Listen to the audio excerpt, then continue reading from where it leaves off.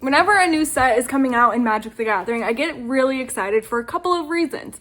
One, we're getting new cards. How cool is that? It's going to be so cool to see all the new fun stuff that Wizards of the Coast has dreamed up for us for Magic, and the lore is going to be so good. I'm really excited about that.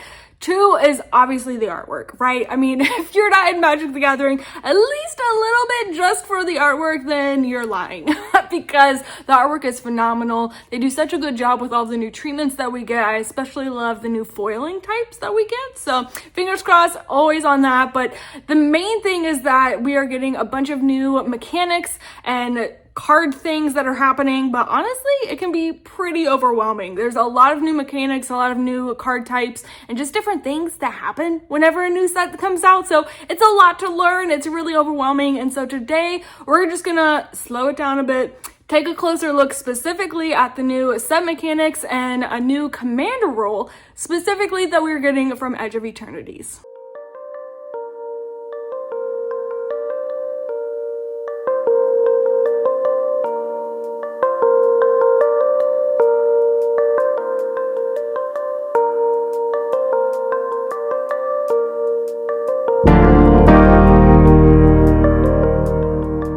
Okay, hi friends, I am so excited. Here we have our friend who is going to help maneuver us through Edge of Eternities and the new mechanics that we are getting with that. I'm really excited because specifically in the lore, this is the first time we are ever going to a sci-fi space opera themed set. And so we are finally entering space in Magic the Gathering, and specifically for Edge of Eternities, that looks like the Sothera system.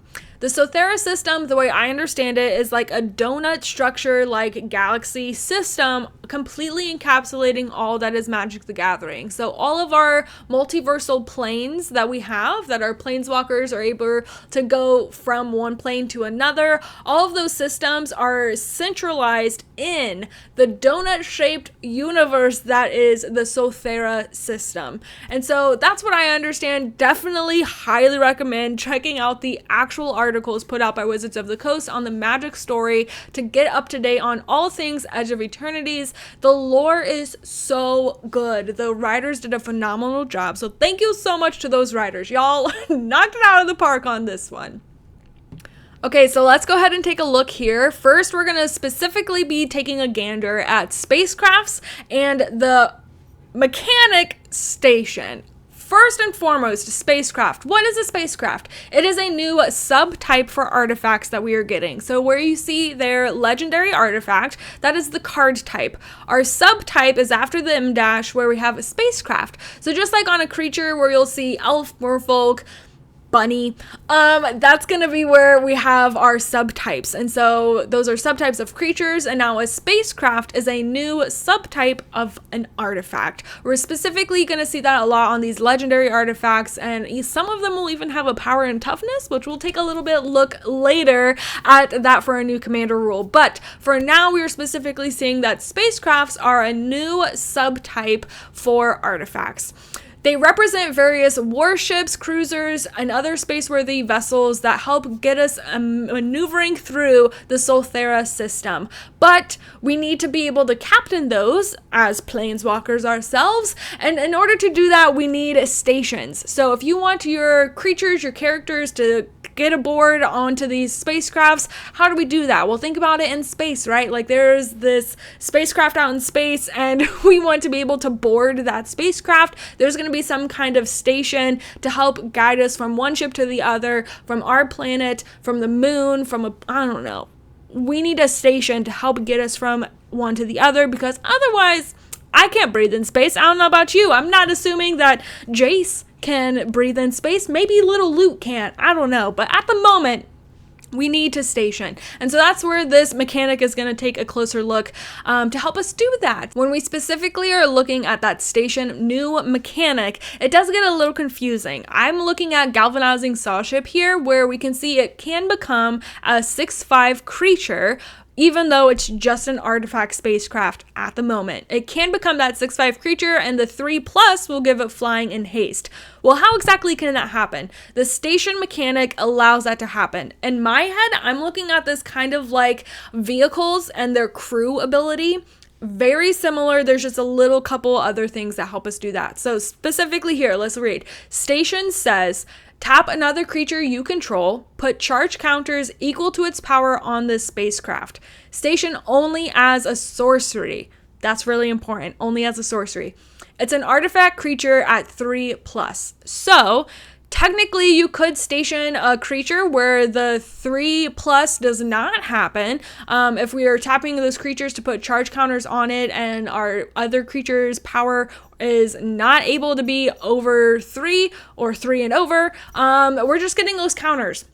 Right, so it'll take some time for us to fully station, to fully man and equip this spacecraft to go into battle. So at the moment, that can only happen once we have 3+. Once you have 3+ counters on Galvanizing Sawship, that is then when it is fully manned and ready for battle, able to be that flying haste 6/5 creature. So it kind of depends what's going on your board state. I really like this. In my head, it's a little bit better than vehicles with the crew ability because we have more options of if we don't have anything else to do and we can't hold up our mana anymore.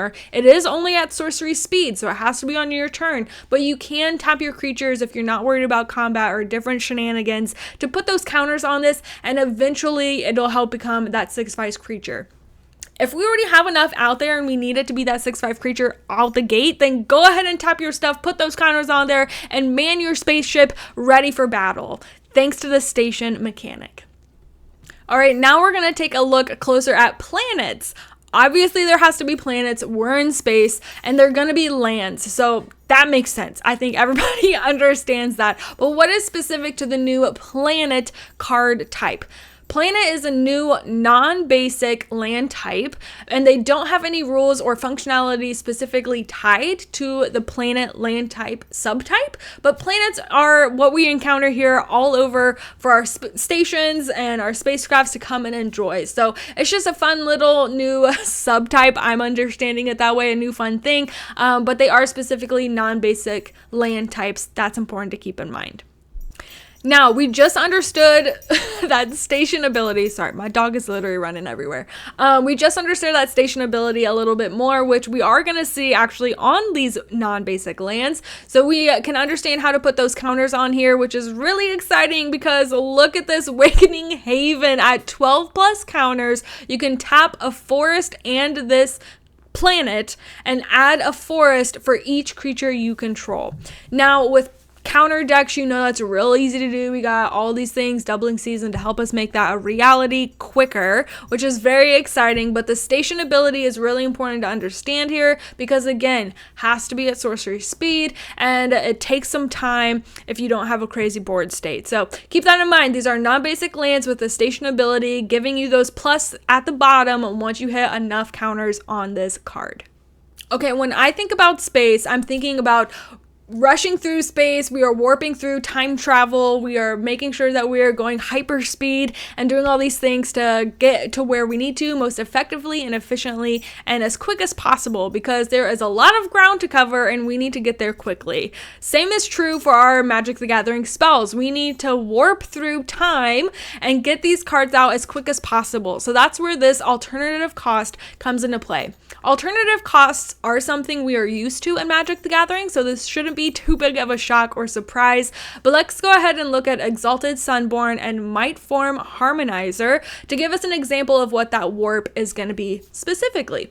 So it is an alternative cost where if you do choose to pay the alternative cost as opposed to its mana cost with the warp ability, you'll exile the permanent it becomes at the beginning of the next end step. Once the card is exiled, you can choose to cast it from exile on a later turn. So let's read exactly what Exalted Sunborn says. The warp 1 and a plains will read, you may cast this card from your hand for its warp cost. Exile this creature at the beginning of the next end step, then you may cast it from exile on a later turn. I just repeated myself. I hope it makes sense. That's literally what's happening. We are repeating ourselves. We are playing this, exiling it, and playing it at a later time. So warp is mostly found on creatures. It can be on some other permanents, but because permanents with warp are only around for a short while, because they're exiled. It's at least they're going to have some kind of ability that will make them appear for a brief instance to be useful for that moment. So those might be entire abilities, ETB triggers, things that really help you get some good satisfaction from cheating this card out early. They might be other things as well. I mean, you're in space. We're going to figure it out. But basically, you're going to warp this in, do a thing. It's exiled, and then you can play it for its regular CMC later for a lasting, really nice spell. It is important to note that because we are warping things out from our hand, it's important to note that you cannot again cast that warp spell. It is going to exile after you've warped this and cheated this out early. It becomes exiled, and then you can play it later for the CMC cost. There's not a way that you can again play that warp. Even if you're blinking things, it's already been warped. We don't want to make any kind of black holes. So keep that in mind. Once you play the warp, it is only usable by playing it from your hand. And it doesn't matter who casts the spell. Remember that the spell's mana value is determined only by its mana cost. So even if you cast some kind of card with its warp cost, its mana value remains the CMC. Okay, a little bit connected to that though, we do have a new ability as well, a new mechanic rather, the Void ability. It improves what cards do if a non-land permanent left the battlefield this turn, or if a spell was warped that turn. So if you have a spell that was warped and it ends up leaving the battlefield, becoming exile, or if you just have a non-land permanent leave the battlefield, the Void trigger. Things are being sent into the void. So we want to make sure that we are getting as much goodness happening for those triggers. Void abilities can take many forms. Specifically, for instance, in sorceries, Void may provide an alternative effect, indicating by the word instead. So we know we got to be specific on our word choice here. If it says instead, it might be an alternative effect. So keep that in mind. But it also can provide an additional effect, adding to what the spell normally does rather than replacing it. So let's look at the Elegy Acolyte here. It's a human cleric 4/4 costing 2 and 2 black to cast. It has lifelink, and whenever one or more creatures you control deal combat damage to a player, you draw a card and lose 1 life.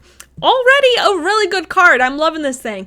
But specifically, let's look at the Void mechanic here. At the beginning of your end step, if a non-land permanent left the battlefield this turn, or a spell was warped this turn, create a 2/2 colorless robot artifact creature token.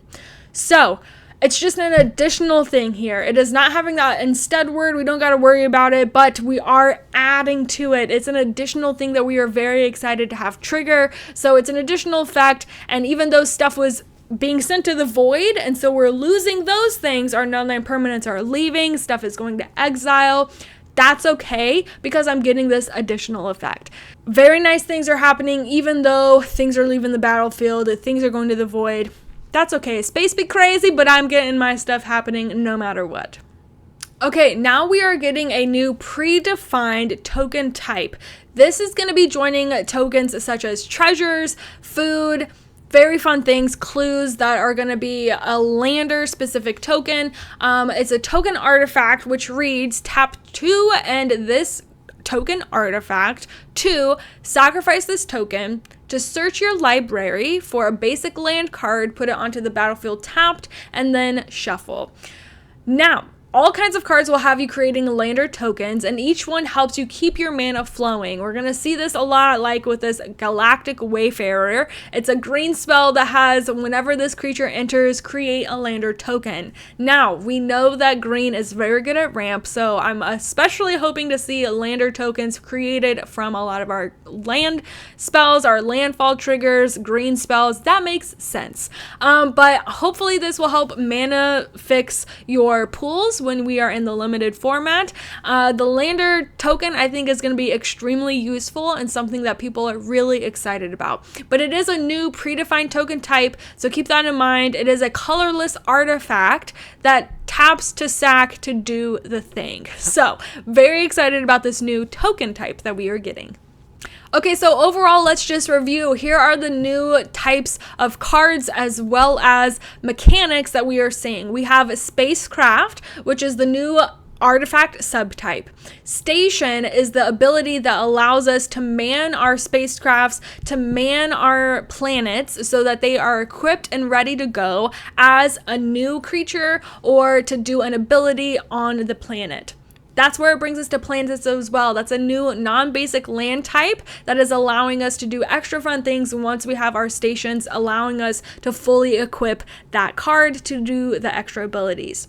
We also have the warp mechanic and the void mechanic. Void will really feed off of warp mechanics. You'll see that a lot on your cards, but they are the warp having your cards being cheated out early, which is really exciting, but they become exiled and then you can play them later. So it's kind of some space shenanigans. And the void ability is giving us all kinds of additional effects that are just giving us more triggers and more things to be happy about. Even though things are being warped out of space, they're entering into the void, they're leaving our battlefield. That really doesn't matter. Graveyard is already good, but we are getting even more good things happening from the void mechanic. We are also getting a new artifact token. It is a lNDER token, and this is a new type of token that we are getting specific for Edge of Eternities for the first time that is allowing us to ramp. So very excited. It's a treasure ramp pretty much. So I'm really excited to see that. But these are all of the new mechanics and card types that we are getting specifically from Edge of Eternities. Now, I did tell you that we were getting a new rule specifically for Commander, and this is exactly what it was. Straight from the Wizards of the Coast article, starting with Edge of Eternities, legendary vehicles and legendary spacecrafts with a printed power and toughness are eligible to be your deck's commander. So this is a brand new rule. It is a specific rule that is now and forever will be in effect. Probably forever in effect. I don't see this going anywhere. I'm very excited about this new rule. Let's go ahead and look at it a little bit closer. All right, so legendary artifacts as commander. Obviously, this is going to be really pertinent to the Edge of Eternities cards that we are getting, like Dawnsire, the Sunstar, Dreadnought here. It is a 2020 power toughness, which is absolutely bonkers, but it is a spacecraft that is specifically able to be your commander. But we also have legendary artifacts with a power and toughness from other sets, like Bessie, the Doctor's Roadster. It is a 3/4 legendary artifact vehicle that we got from the Doctor Who set. So really excited to be seeing these things. They are able to be your commanders. Now, obviously, some, just like all commanders, are going to be more powerful than others. It is just really important to note that this color identity is still exact same rule. If your commander, your spacecraft, or your legendary artifact with the power and toughness, if you are choosing for this new legendary artifact to be your commander, that is what determines your color identity. So both of these would be colorless decks. It's really important to note that all other rules for commanders still apply to these. It's just specifically legendary artifacts with a power and toughness are now able to be your commander. So have fun, a new rule, pretty cool.